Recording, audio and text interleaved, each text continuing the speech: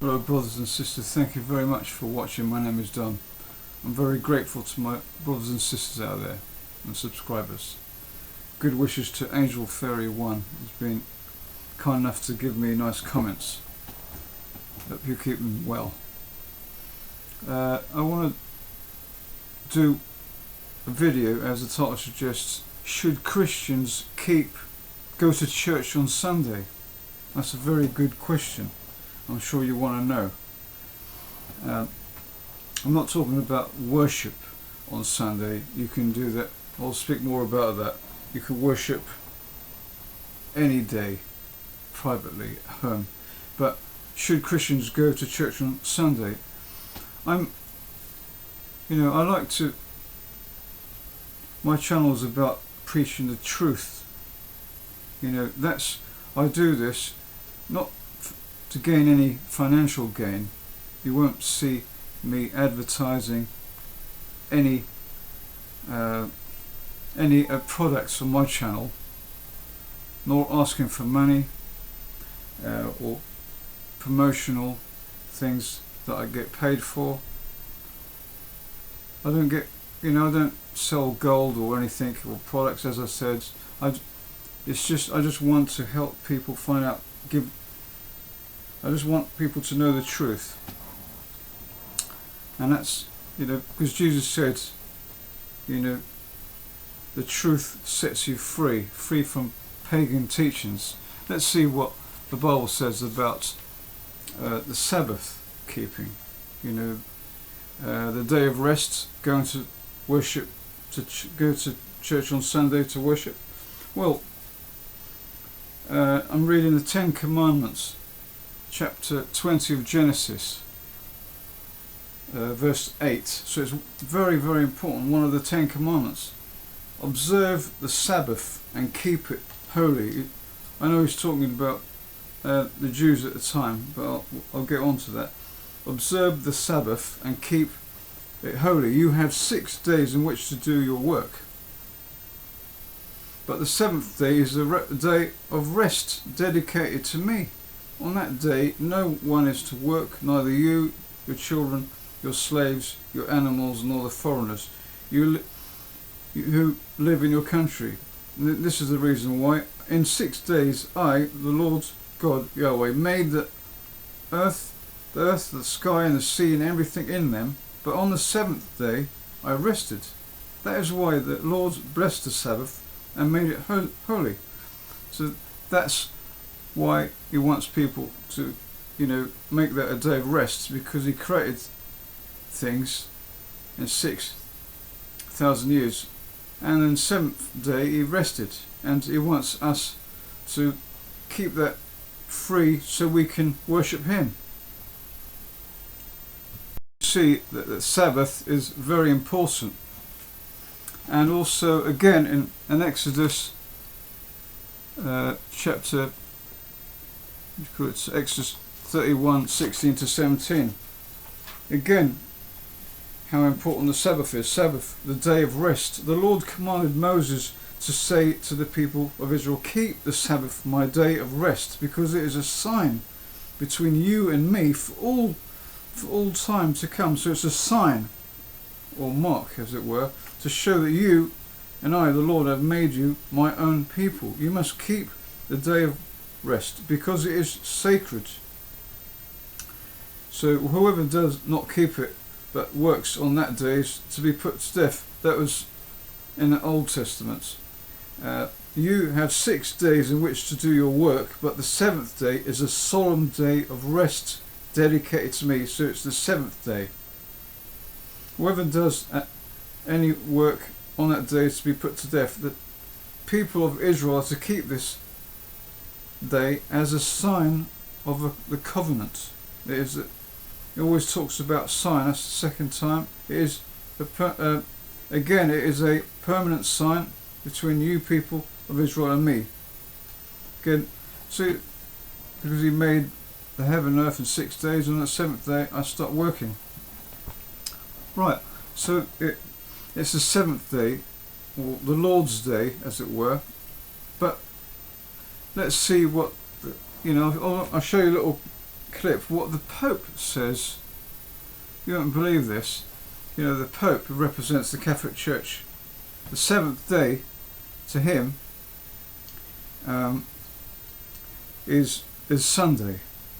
But Pope Gregory changed our calendar to the Gregorian calendar, and he messed it all up. But also, what do you call it? I'll tell you where it originated from. But first, let's see what the Pope says about what the Sabbath is. He says the Sabbath is a Sunday, but I'm saying that the Sabbath is Saturday, really. Though they changed our calendar, the format is the same. As you can see, the first day of the week is a Sunday. It's not Monday, and the 3, 4, 5, 6, 7, and the seventh day is Saturday. Anyway, Sabbath Sabbata in Italian is Saturday. It's not Sunday. Anyway, I'm partly Italian, so I should know. Now, this is what Amazing Facts channel, Pope's new Sunday keeping appeal. But rather its master. Yet we know that millions of men and women, even children, are slaves to work. This is true. The obsession with economic profit and technical efficiency puts the human rhythms of life at risk. I would agree with that as well. People get so busy with life and work that we forget about the purpose of life. This is really what makes the Pope's comments so insidious. He says a lot of good, true things. Moments of rest, especially on Sunday, are sacred. Now, I've underlined that. He says, the time Sunday is sacred. That's called Sunday sacredness. Because in them we find God. It's in the sacred moments of Sunday we find God. According to my Bible, it says that Saturday is the holy time. It's the time that God has set aside as sacred. I'm reading on. The Sunday Eucharist brings to our celebrations every grace of Jesus Christ. Now notice there, he's making a very clear connection between the word celebration and Sunday. There's no question about what this celebration emphasis is talking about when he comes to Philadelphia. And this is, when the Pope gives a catechesis, this is an official teaching of the Church. His presence, his love, and his sacrifice, his forming us into a community, and his way of being with us, this is all coming to us through the conduit of the celebration of Sunday sacredness. That's what he's saying. Everything is transfigured by his grace. Work, family, the joys and trials of each day, even our sufferings and death. And then Pope Francis concludes with a prayer. May we always recognize the family as the privileged place to understand, guide, and sustain the gifts which arise from our celebrations, especially the Sunday Eucharist. This is a very clear call to remember Sunday as sacred. And I also think it's interesting that 3 times he sets it up at the beginning, talks about the seventh-day Sabbath, and then he concludes by 3 times talking about Sunday, Sunday, Sunday. It almost is a mere opposite of what happens there in Genesis chapter 2, where God talks about the Sabbath, and he says 3 times, the seventh day, the seventh day, the seventh day. Well, there you have it, friends. The Pope now has announced. He's making it very clear that these 3 components are going to be a big part of his agenda when he meets regarding the family in Philadelphia this September.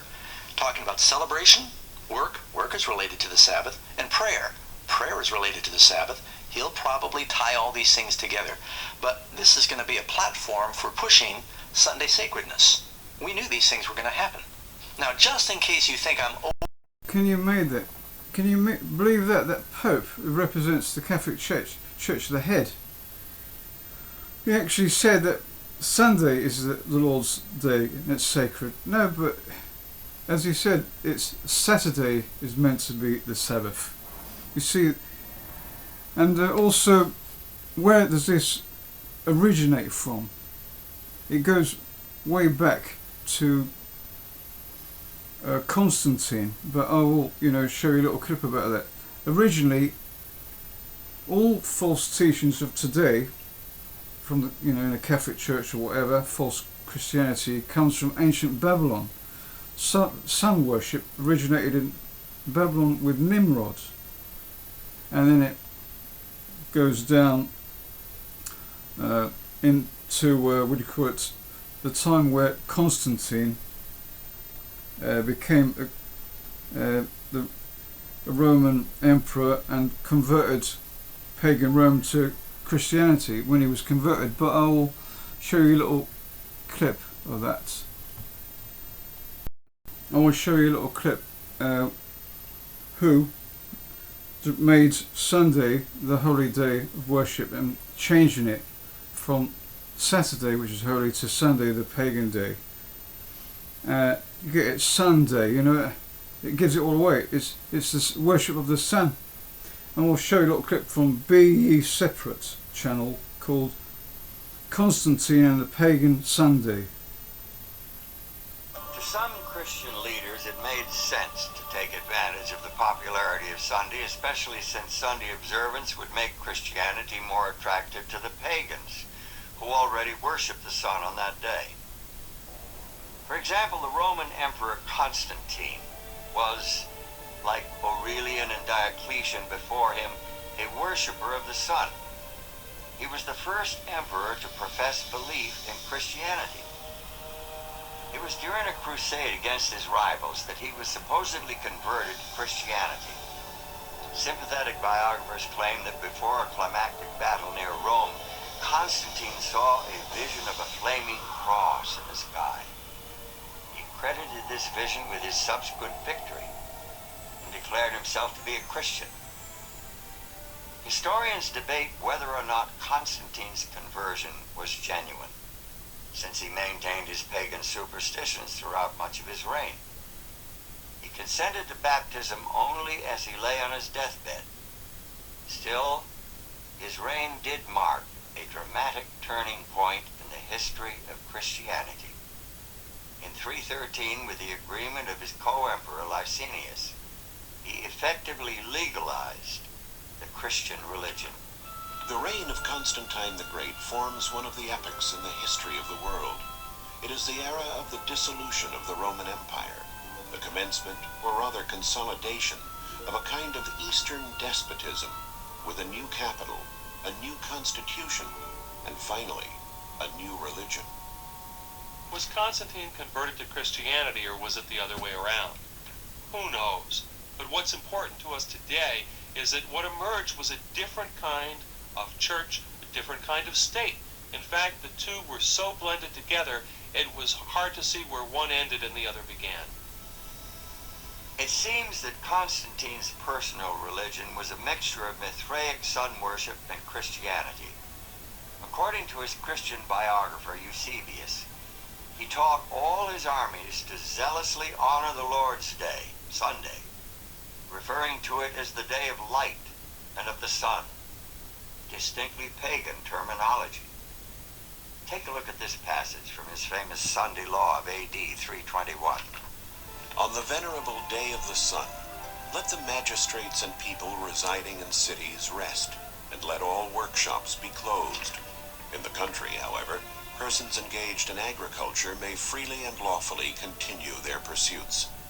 The first law requiring people to celebrate on Sunday and rest on Sunday was a law promulgated by the Emperor Constantine in the year 321.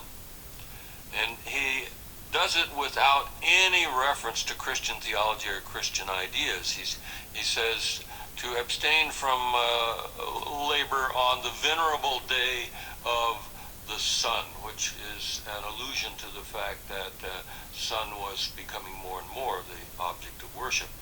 So the first Sunday law requiring people to keep Sunday had no Christian flavor at all. Although Constantine promoted Christianity and built many, many Christian churches, he closed very few pagan temples. And we have a Roman calendar from the year 354 that's about 17 years after the death of Constantine, which has 4 separate festivals each year to the sun god.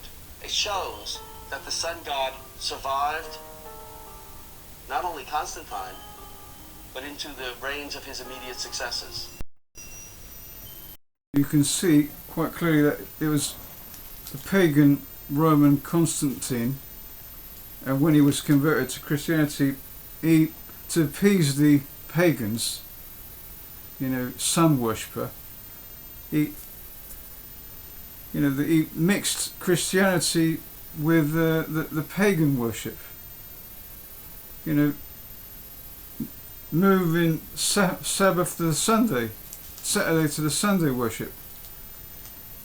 Nothing to do with Christianity, but the worship of the sun. That's why it's called Sunday. So it makes it quite clear it's not in the Bible, but he moved it, as it says in Daniel 7:25, because out of the pagan Roman Empire,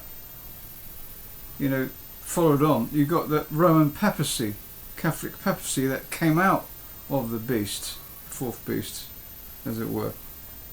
To this day, paganism, mixed in Christianity and paganism, that made it worse, destroying, the truth from within the church. And in Daniel 7:25, it talks about them changing times and seasons. Daniel 7, the Bible foretells, Daniel 7:25, and he will speak even words against the Most High, as God, and he will harass continually the holy ones themselves of the Supreme One, and he will intend to change times and law, and they will be given into his hands for a time and times and times and a half a time. It's twofold. The Antichrist back then and Antichrist now, the pagan Roman papacy. See, it says they will change times and the law. Yeah, they changed the calendar, Pope Gregory, and the law and God's law. For the Holy Sabbath, they moved it to the pagan Sunday, to appease the pagans, in ancient Rome. Some are saying that, even the mark of the beast, could be, eventually enforcing Sunday worship. Some say it's, the V, the Vax, is the mark of the beast. But some are saying there's a possibility that the Roman Catholic Church will enforce Sunday worship, so you don't work on that day, or enforce it, imprisonment or whatever, as it says in remember in Exodus 31, it says the people of Israel are to keep this day, the Sabbath, as a permanent sign. So he uses the word sign 3 times, a mark or sign that of you're worshipping God. See, it's a possibility. Also, let me read something. The pagan Roman Catholic Church papacy enforced Sunday in the future. We never know, but it's possible. Now, a book that I found, Lectures on the History of the Eastern Church, New York, 1871, by A.P. Stanley, says, although Christ was resurrected on the first day of the week, now called Sunday, the Bible contains no instruction to set aside that day of the week as sacred. This is what the book says. The retention of the old pagan name, Dies Solis, or Sunday, for the weekly Christian festival, is in great measure owing to the union of the pagan and so-called Christian sentiments, with which the first day of the week was recommended by Constantine in the edicts of 321 CE to his subjects, pagan and Christian alike, as the venerable day of the sun. It was his mode of harmonizing the discordant religions of the empire under one common institution, to make them happy. Even this book admits it, to make both pagan and apostate Christianity, as it were, happy, because he converted the pagan sun worshippers of Rome into Christianity. He moves it from Saturday to Sunday. See, this is why I want to, preach the truth, because there's a lot of people out there that unknowingly they're worshipping in church on Sunday. It's really worshipping the sun. In a way, if you think about it, you're actually, if you're worshipping, going to work on Sunday, you're actually worshipping the beast. You're worshipping the beast by going, as it were, on Sunday. I know it sounds harsh, but that's it. The beast, or pagan Roman Christianity. So am I asking you not to worship on Sunday to God? Of course not. You can worship any day privately at home. Any day. I do that any day of the week, because you're worshiping God privately. You can worship any day, as I said, on Sunday, Monday, Tuesday, any day, because it's privately at home.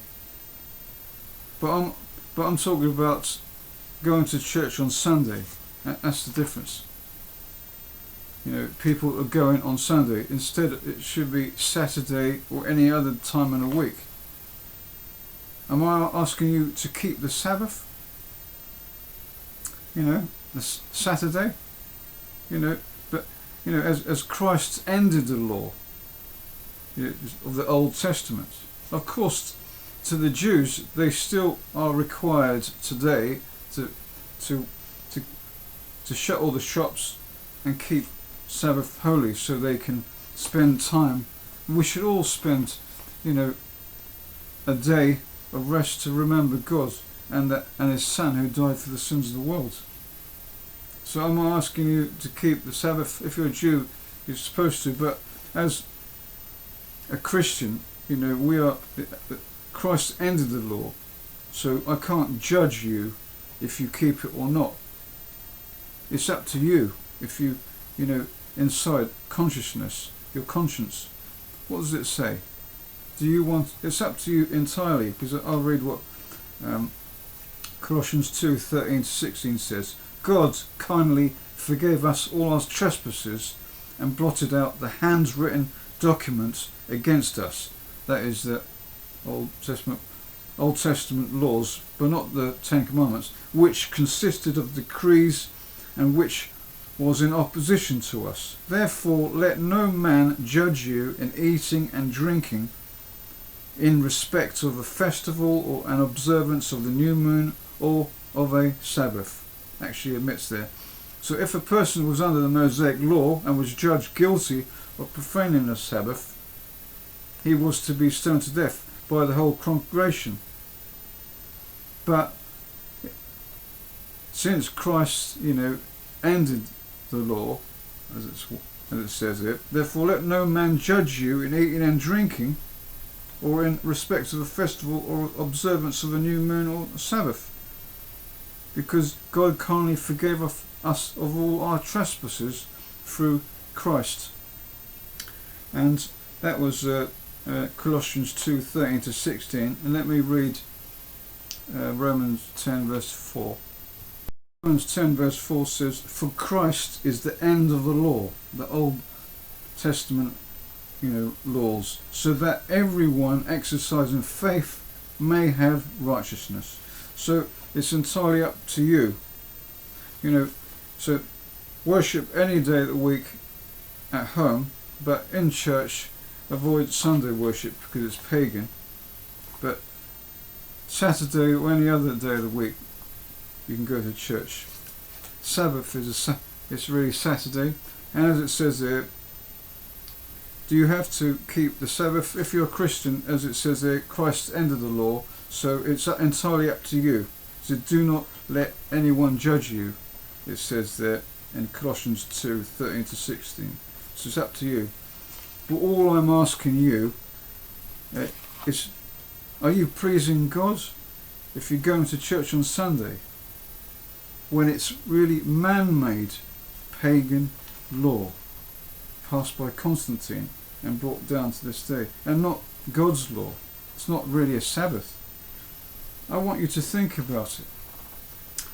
And please pray through Jesus' name, Yeshua HaMashiach, to God, because only through Jesus, you can get, as it says in John 14:6, I am, Jesus said, the way, the truth, and the life.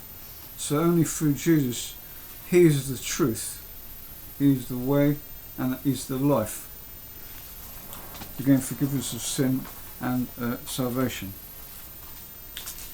Yeah, even Jesus himself used to go to the synagogue, Jewish synagogue, on Sabbath, which is on Saturday. Anyway, hope you liked the video, and God bless. Thank you very much.